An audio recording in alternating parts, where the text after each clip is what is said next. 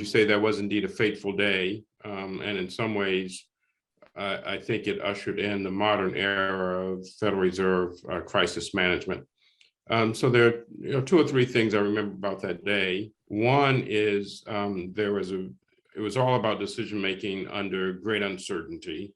We really didn't know exactly what was happening and why, but we knew that we had to take important action. And frankly, second point is we really didn't know as we got started whether or not the actions we were planning to take or did take would end up successfully or not. And so I think the stakes were high, the tension was very high. And the third thing about the day was it implicated almost every part of what the Federal Reserve does: research, monetary policy, banking supervision and regulation, payment systems, community affairs, government affairs. Everything was implicated. And the final thing is, we talk about it as being a day. It actually, the crisis and the aftermath went on for quite a period of time. And so there are several things that come to mind when I think about that period.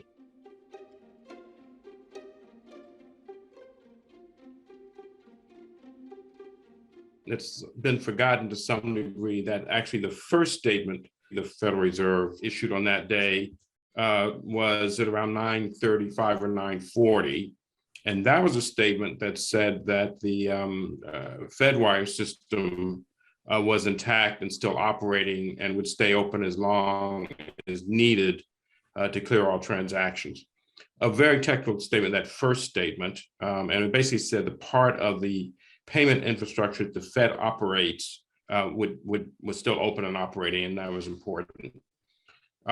We then got to the statement that you're talking about, and that was really meant more broadly. And it said a few things that I thought were incredibly important. One was the Federal Reserve was open and operating. You recall very well that many government offices were in evacuation mode, were closing down. And I thought it's really important to say that the central bank of the United States was still very much open and operating. The second part of it seemed pretty dry, talking about this thing called the discount window and liquidity needs. But for people in the market space, that was basically saying, the Federal Reserve stands behind you. Somebody said that simple sentence means that we were prepared to literally back up trucks and dump cash into the system. I don't think there was an issue of backing up trucks, but we actually ended up, dumping quite a bit of cash or liquidity into the system. And that was really important because during moments of crisis, liquidity tends to dry up. You aren't sure about the health of counterparties. Individuals run to ATMs to get cash. And so the fact that we are prepared to stand behind all the liquidity, or if you want to describe it more prosaically, the cash needs of not just the US economy, but ended up being the global economy, was also extremely important. And so, it turned out that reassuring people that we're open and operating and that we're prepared to deal with all the liquidity needs necessary proved to be a very important statement that we made, shortly before noon on that day.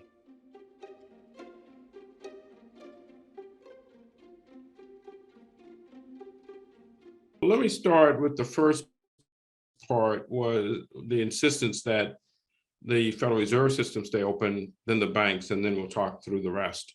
And so I've already explained the importance of the Federal Reserve, staying open. And it wasn't sufficient that the Board of Governors be open, because the Federal Reserve banks played then and play now an important role in a number of elements of the payment system. Processing checks is something that really was something that happened across the country at various locations.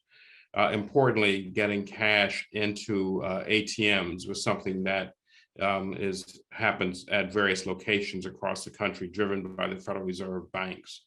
And this concept of discount window lending, technically, the discount windows are really operated by the Federal Reserve banks.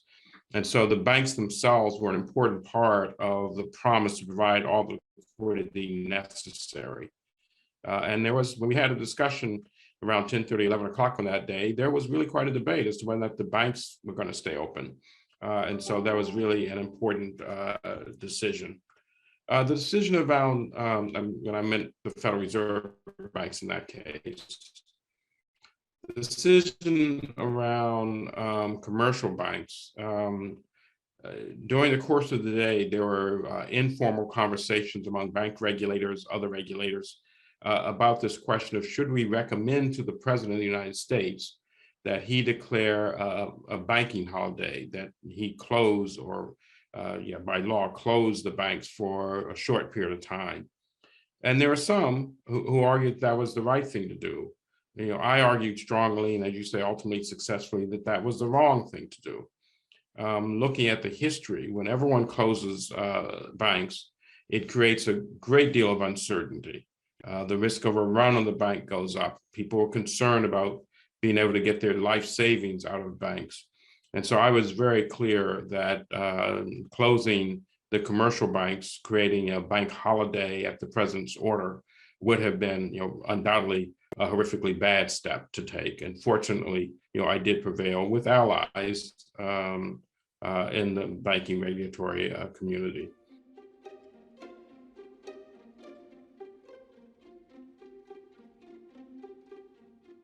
We always think about setting interest rates as being, one of the tools, the traditional monetary policy. And indeed, on the Monday following 9/11, the FOMC met and reduced the Fed funds rate quite significantly in order to underpin the economy. But 9/11 was also one of those days, and in fact, may well have been the first time that we decided to use the balance sheet as a tool for financial stability. The way we chose to use it was through the point we made earlier about discount window lending.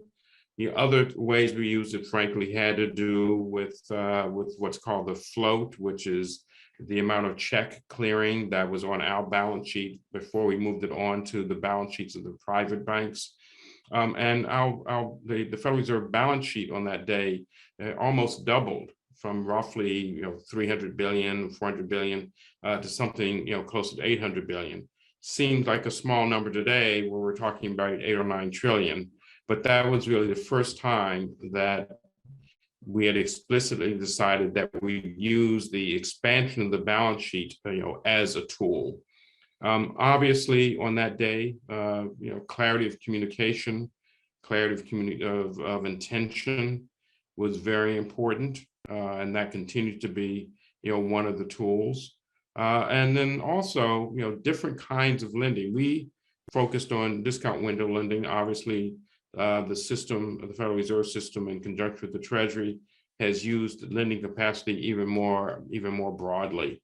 But I would say in many ways, the experience on 9/11, roughly about a week or so, I think one can see was a precursor to the much broader use of exactly the same tools that we used back on 9/11. And in that sense, there is a little bit of a straight line from 9/11 as the first crisis of this decade and century to what the Fed has been dealing with more recently vis-a-vis the virus.